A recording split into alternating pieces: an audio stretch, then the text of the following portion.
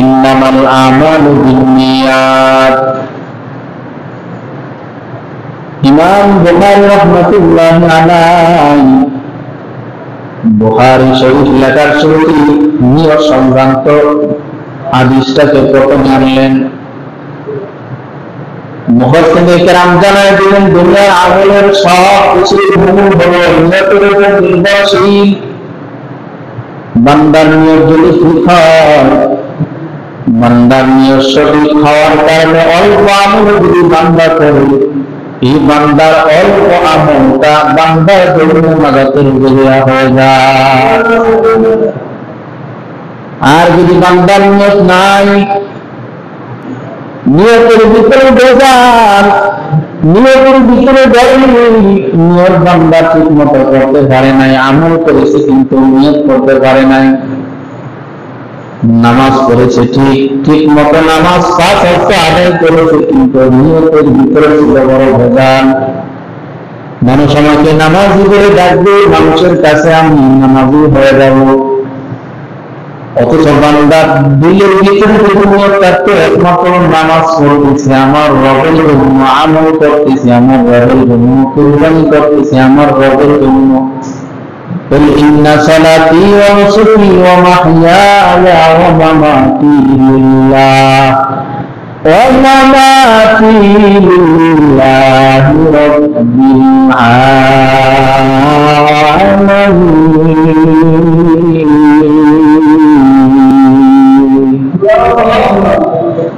আল্লাহ রব্বুল আলামিন বলেন, ও বন্ধু, ও আমার দোস্ত, আপনি জানাবেন, আপনি বলুন আমার নামাজ, আমার কুরবানি, আমার বেঁচে থাকা, আমার মরণ সব কিছু একমাত্র আমার রবের জন্য। মুহতারাম হাজিরিনের জন্য নিয়ত পরিশুদ্ধ করা লাগবে। নামাজ যেরকম আমার রবের জন্য আমি করতেছি, এই যে কুরবানি আছে, কুরবানিটা আমার রবের জন্য করব, আমার রবের অর্ডার। আল্লাহ রব্বুল আলামিন বলেন, ফাসাল্লি লিরাব্বিকা ওয়ানহার। ও নবী, আপনি আপনার রবের জন্য নামাজ পড়ুন, ওয়ানহার, এবং আপনার রবের জন্য আপনি কুরবানি করুন। সুবহানাল্লাহ। তাহলে বুঝে থাকলে বলেন, সকলে জবান খুলে বলেন, কুরবানি কার জন্য হবে? আল্লাহর জন্য যদি কুরবানি হয়, আমার কুরবানি বলতে যে গোসা অনুমান করার সুযোগ নাই।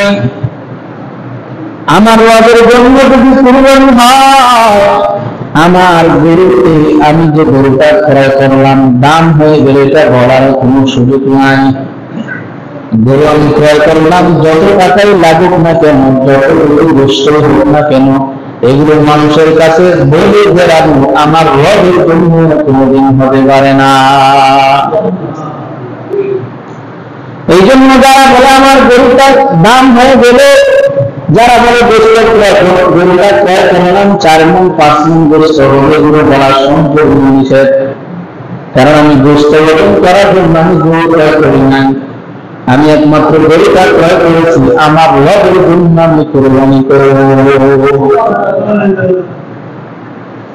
এই জন্য আল্লাহ রব্বুল আলামিন বলে, আমি আল্লাহর কাছে তুমি যে কুরবানি দিয়েছো বান্দা, আমি আল্লাহর কাছে তোমার কুরবানি করতে, আমি আল্লাহর কাছে বলছে না, অনুমান করার কোনো দরকার নাই। তুমি যে গরু কুরবানি দিয়েছো, রক্ত প্রবাহিত হচ্ছে, রক্তের দামও আমি আল্লাহর কাছে নাই। কিন্তু তুমি যে গরু কুরবানি করার সময় তোমার কুরবানি যন্ত্রের সামনে দাঁড়িয়ে থেকে তুমি দেখা আমি রবের সন্তুষ্টির জন্য তুমি করেছো। তোমার এই দিলে আমি আল্লাহকে খুশি করার কারণে তোমার পুরা কুরবানিটাকে আমি আল্লাহ কবুল করে নিলাম।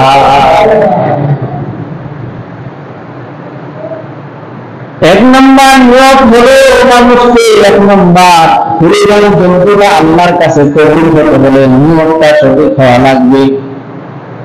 2 নম্বর হলো নিয়তটা কেন কোনো নিয়ত থাকা যাবে না। সমাজের ভিতরে আমার গরুটা সব চাইতে বড়, আমার গরুর উপর বড় কোনো গরু নাই, আছে কিনা নাই? অনেকে বলে আমরা 700 থেকে 500 থেকে অথবা একটা গরু দিলাম, যে গরু ক্রয় করতে গেছে তাকেও জানাই দিলাম সাবধান, গরুটা যেন এমন বড় হয় যেন আমার গরুর চাইতে সমাজের কোন গরুর মাথা এবং চর্বির উপরে না যাইতে পারে, সাবধান। তাইলে এটা আমি মানুষকে দেখানোর জন্য ক্রয় করলাম, এটাকে বলা হয় রিয়া। রিয়া মানে লোক দেখানো ইবাদত। আল্লাহ পাক রব্বুল আলামিন বলে, বান্দা লোক দেখানো ইবাদত যদি করে, এই ইবাদত দিয়ে মানুষকে তুমি দেখাইতে পারবা বড় তুমি ক্রয় করেছো, কিন্তু আমি আল্লাহর কাছে তোমার গুরু, আমি আল্লাহর কাছে কবুল হবে না। এই জন্য আল্লাহর হাবিব জানায় দেয়, হাসরের ময়দানে আল্লাহ পাক রিয়াকারী লোক দেখানো যারা আমল করেছে, হাসরের ময়দানে আল্লাহ পাক রব্বুল আলামিন কতগুলো লোক দেখানো ইবাদতকারীকে ডাক দিয়ে বলবেন, 1 নম্বর নামাজীকে ডাক দিবেন, ও নামাজি তুমি যে নামাজ পড়েছো কেন পড়েছো? বলে আল্লাহ আপনাকে সন্তুষ্ট করার জন্য নামাজ পড়লাম। আল্লাহ বলে, না, তুমি আল্লাহকে সন্তুষ্ট করার জন্য করো নাই, কারণ তোমার দিলের খবর দুনিয়ার কেউ না জানলো, আমি আল্লাহ জানি। কি বলেন ঠিক কিনা? আল্লাহ পাক রব্বুল আলামিন ডাক দিয়ে বলল, বান্দা আমি আল্লাহর জন্য তুমি নামাজ পড়ো নাই, তুমি যে কুরবানি করেছো কেন করেছো? বলে আল্লাহ আপনার জন্য করেছে। বলে, না, সাবধান, তুমি মানুষকে দেখানোর জন্য কুরবানি করেছো। যাও যাও, আমি আল্লাহর সামনে থেকে তুমি দূরে সরে যাও। যাদের কুরবানি কবুল হয়েছে তাদের কাতারে তুমি দাঁড়াইতে পারবা না, সাবধান, তুমি দূরে হয়ে যাও। একদল হাজী সাহেবকে ডাক দিয়ে আল্লাহ বলল, এই হাজীর দল, কেন তোমরা হজ করেছো? বলে, আল্লাহ আপনাকে সন্তুষ্ট করার জন্য 7 লক্ষ টাকা 6 লক্ষ টাকা ব্যয় করি, নিজের উর্জিত কামার অংশের টাকা ব্যয় করে আমি বাংলাদেশ থেকে কষ্ট করে আমি সৌদি গিয়ে আমি হজ করলাম। আল্লাহ পাক রব্বুল আলামিন ডাক দিয়ে বলবে, না, তুমি আমি আল্লাহকে সন্তুষ্ট করার জন্য করো নাই, কারণ দুনিয়ার সবাই না জানলে আমি আল্লাহ জানি। আমি আল্লাহ থেকে তুমি কোন জিনিস লুকাইতে পারবে না। দুনিয়াতে যা কিছু হয় আর না হয়, দুনিয়ার মানুষ না জানলে আমি আল্লাহ জানি। সেদিন আল্লাহ ডাক দিয়ে বলবে হাসরের ময়দান, ওই বান্দা তুমি আমি আল্লাহকে সন্তুষ্ট করার জন্য হজ করো নাই। যদি আমি আল্লাহকে সন্তুষ্ট করার জন্য হজ করতা, বাংলাদেশে ফেরার পরে দেশে আসার পরে মানুষ তোমাকে হাজির বলে না ডাক দিলে তুমি কোনদিন মানুষের সাথে রাগ করতে পারতা না। এত টাকা খরচ করলাম, 7 লক্ষ টাকা খরচ করলাম, এই দোকানের দোকানদার তুমি আমাকে হাজির বলে ডাক দিলে না, আছে কিনা? নাই। হজ করেছেন আল্লাহর জন্য, মানুষের কথায় কথায় হজের আমল বলার কোনো দরকার নাই। 2 বন্ধু বাজারে গেলেন, 2 বন্ধু বাজারে গিয়ে কথাবার্তা বলতেছেন, ওইখানে এই কথা বলার কোনো দরকার নাই যে আমি সাই করেছি, সাই আমলটা করতে গিয়ে আমার বড় কষ্ট হয়েছে। এটা বলার মূল মাকসাদ হলো আপনি যে হজ করেছেন আপনার 2 জনের সাথে আরো যে 3-4 জন বসে আছে তাদেরকে জানানো, ঠিক কিনা ধরে বলেন? এরকম আমল করে কিনা করে না? শুধু শুধু বলে বেড়ায়, আমি যে হজ করতে গেলাম, এই পাহাড়, এই পাহাড়, এমন এই সেই, এগুলো মানুষের কাছে বলে বেড়ানো। হ্যাঁ, যদি উদ্বুদ্ধ করার নিয়ত থাকে, যার টাকা আছে সে যায় না, তার সামনে যদি বলা হয়, তার দিলে এই নিয়ত থাকে যে আল্লাহ এই বান্দাকে অনেক সম্পদ দিচ্ছেন কিন্তু হজ করে না, তার সামনে আমি মক্কা শরীফের আকৃতিতে যদি বলি, মদিনা শরীফের আকৃতিতে যদি বলি, নবীর রওজার আকৃতিতে যদি বলি, তাহলে কমসম তার ভিতরে আল্লাহ কি দিতে পারে? মহাব্বত দিতে পারে, হয়তো সে হজ করতে যাইতে পারে। এই নিয়তে বলা যাইতে পারবে, এই নিয়ত ছাড়া ভিন্ন কোনো নিয়তে বলা যায় নাই। 3 নম্বর আল্লাহর দরবারে কবুল হওয়ার জন্য 3 নম্বর শর্ত, 3 নম্বর শর্তের নাম হলো হালাল রিজিক। যারা বলেন কি রিজিক? হালাল রিজিক করে আল্লাহর কাছে যদি আপনি দিতে পারেন, এই হালাল রিজিক যদি আল্লাহ তাআলা আপনি যদি হালাল পন্থায় কুরবানি করতে পারেন, আল্লাহ পাক রব্বুল আলামিন বলে, এই বান্দা বান্দুর দল, হালাল পথে তুমি যে কামাই করে কষ্ট করে উপার্জন করেছো, হালাল পথে কুরবানি করেছো, তোমার এই কুরবানিটা আমি আল্লাহ 100 পরিমাণ কবুল করে নিলাম। এই জন্য গত জুমায় বলছি শরীফের ক্ষেত্রে হালাল নাকি হারাম এটা জানার কোন সুযোগ নাই। আমার কামাই হালাল আছে নাকি নাই তা আমি 100% জানি, আপনার কামাই হালাল আছে নাকি না আপনি জানেন। এই জন্য সাবধান, আমি গত জুমায় জানাই দিচ্ছি, এই জুমায় জানাই দিতে চাই, আমার টাকা যদি হারাম পন্থায় হয়ে থাকে আমি শরীকে কুরবানি আমি দিব না। শরীরদেরকে আমি জানাই দেব তোমরা তোমাদের মতো কুরবানি দাও, আমি আমার মতো কুরবানি দেই। কারণ আমি হারামের টাকা তোমাদের কাছে তোমাদের সাথে সংমিশ্রণ করার কারণে বাকি 6 জনে যে কষ্ট করে হালাল পন্থায় তুমি টাকা দিয়েছ, তোমাদের সকলের কষ্টের টাকাগুলি বেকায় যাবে, আল্লাহ কোনদিন কবুল করবে না। বড় কঠিন মাসআলা, জটিল মাসআলা। এই জন্য গত জুমায় বলেছি যে শরীয়তের ক্ষেত্রে যে মাসআলাগুলো এগুলো খুব কঠিন মাসআলা। হালাল পন্থায় সুদের টাকা, ঘুষের টাকা, এরকম ব্রাক ব্যাংকের টাকা, কিস্তির টাকা, এগুলো উঠায় যদি কেউ কুরবানি দেয় আর তাদের সাথে যদি অন্য কোনো শরীক নেয়, ওই শরীকের যদি 100 পরিমাণ টাকা হালাল হয়, ভিন্ন যে দিলে তার একটা টাকাও হালাল নাই, পুরোটাই হারাম, এর যে হালাল টাকা মধ্যে তার সাথে শরীক হইলে তার হালালও আল্লাহর দরবারে কবুল হবে। সর্বতে সালেহ তোরা সালেহ গুনাহ, সর্বতে সালেহ তোরা সালেহ গুনাহ। নেক বান্দার সাথে ঘুরতে ঘুরতে তার বেনামাজিও নামাজি হয়ে যায়, আমলহীন বান্দার সাথে ঘুরতে ঘুরতে একটা বান্দা আমলওয়ালা হয়ে যায়, ঠিক কিনা জোরে বলেন। আবার একটা আমলওয়ালা বান্দা 5 ওয়াক্ত নামাজ পড়ে, কোনো তাহাজ্জুদ কোনো মিস হয় না, কিন্তু সে বন্ধু করছে একজন বেনামাজের সাথে, কোনদিন নামাজ পড়ে না। হঠাৎ করে বলে উঠবে জোহরের নামাজ তো কতই পড়ছে, বলে এখন আর নামাজ পড়ার দরকার নাই, পরে নামাজটা পড়ে নিও। এই যে পরে নামাজটা পড়ে নিও, আপনার ভিতরে ঢুকে শয়তান আপনাকে ওয়াসওয়াসা দিয়েছে, তার মাধ্যমে আপনার এক ওয়াক্ত নামাজ কাজা করে দিয়েছে, কি বলেন ঠিক কিনা?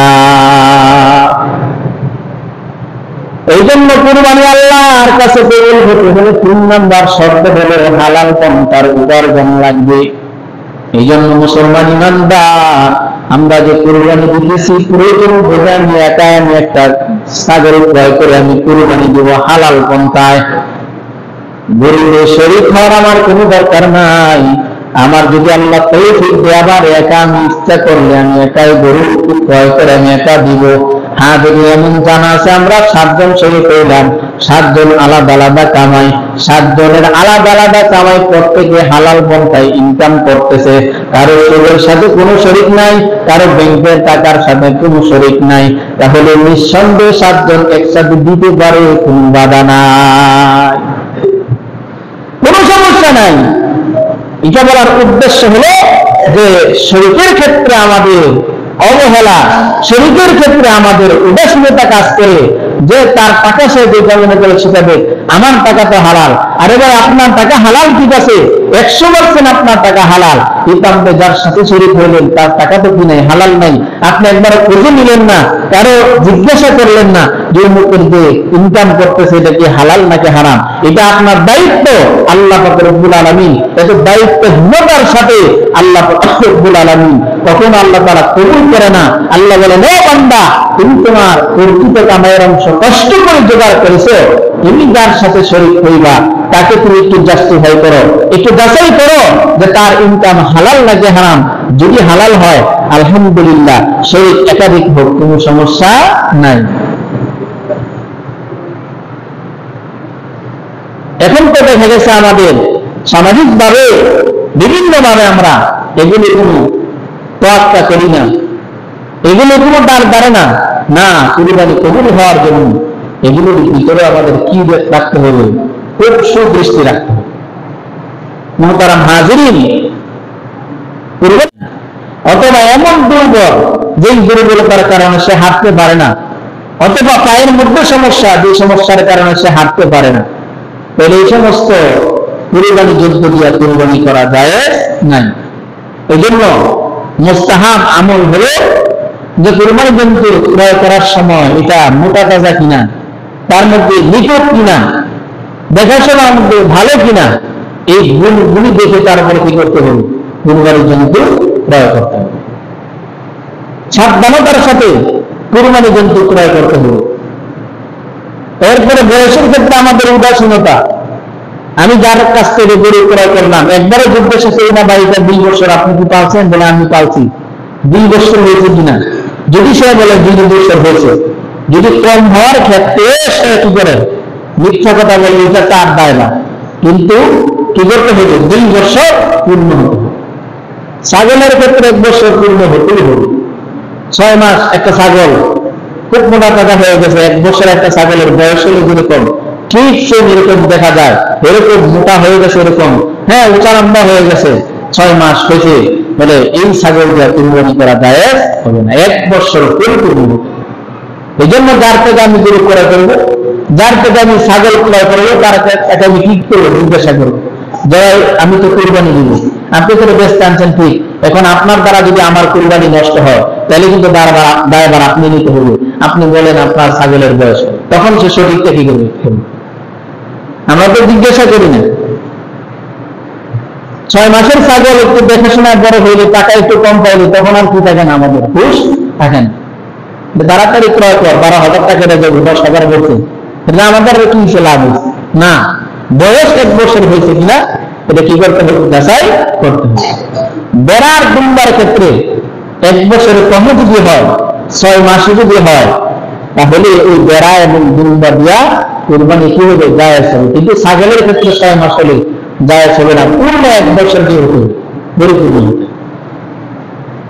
এই জন্য মুহতারাম হাজিরিন, এই মাসআলাগুলো আমাদের জন্য কঠিন কেন হয়, কারণ সারা বছরে আমাদের একবার কুরবানি আসে। সারা বছর কুরবানি সংক্রান্ত কোন মাসআলা আমরা যারা মসজিদের ইমাম সাহেব আছে, আমরাও তেমন একটা বলি না, আপনারা কোনো বই পুস্তক তেমন একটা কি করেন না, পড়েন না, যার কারণে মানে সহজ মাসআলাগুলি শোনার কারণেও আমাদের অনেকের কাছে দেখি লাগে একটু কঠিন কঠিন মনে, এই জন্য এগুলো দৃষ্টি রাখা। এরপরে জিলহজ মাসের আরেকটা আমল হল, জিলহজ মাসের 8 তারিখের ফজর থেকে নিয়ে, কয় তারিখ, 8 তারিখ, 8 তারিখের ফজর থেকে নিয়ে 13 তারিখের আসর পর্যন্ত প্রতি ফরজ নামাজের পরে পরে একবার করে, তাকবীরে তাশরিক, প্রতি ফরজ নামাজের পরে একবার করে সালাম ফিরানোর পরে, পুরুষ হোক মহিলা হোক, বালেগ পুরুষ হোক বালেগা মহিলা হোক, সবার জন্য একবার করে তাকবীরে তাশরিক পাঠ করা কি ওয়াজিব, শুধুমাত্র একবার। যদি এমন হয়ে গেছে যে ইমাম সাহেব সালাম ফিরাইছেন, ওনার স্মরণ নাই, তাহলে পিছন থেকে মুসল্লিরা কি করে দিবে, স্মরণ করাই। এই জন্য খেয়াল রাখা। আজকে শুক্রবার, আগামীকাল শনিবার, রবিবারের ফজরের নামাজের থেকে নিয়ে, কিবার এই রবিবারের ফজরের নামাজ থেকে নিয়ে শুরু হবে তাকবীরে তাশরিক, ফজরের নামাজের পর থেকে একবারে 13 তারিখের আসর পর্যন্ত, কয় তারিখের, 13 তারিখের আসর পর্যন্ত তাকবীরে তাশরিক চলবে, আমরা আমল করব ইনশাআল্লাহ। আরেকটি আমল হলো 9 তারিখে, জিলহজ মাসের 9 তারিখ ইয়াউমে আরাফা যাকে বলা হয়, এই আরাফার দিন কি রাখা, রোজা রাখা। অনেকে রোজা রাখে, অনেকে রোজা রাখে না, এটা হলো ব্যক্তিগত আমল, কিন্তু আমলের সওয়াব কি, আল্লাহ রাসূল সাল্লাল্লাহু আলাইহি ওয়াসাল্লাম বলেন, কেউ যদি আরাফার দিন রোজা রাখে, তাইলে তার সামনের 1 বছরের গুনাহ এবং পিছনের 1 বছরের গুনাহ, 2 বছরের গুনাহ আল্লাহ তাআলা মাফ করে। এই জন্য আমরা এই আমলটা করবো ইনশাআল্লাহ।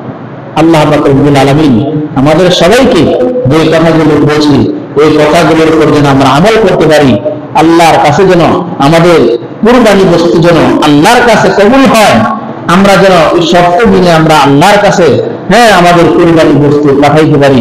আল্লাহ পাক রব্বুল আলামিন আমাদের সবাইকে সেই তৌফিক দান করুক, জোরে বলেন আমিন। ওয়া আখিরু আলহামদুলিল্লাহি রাব্বিল আলামিন। যারা সুন্নাত করেন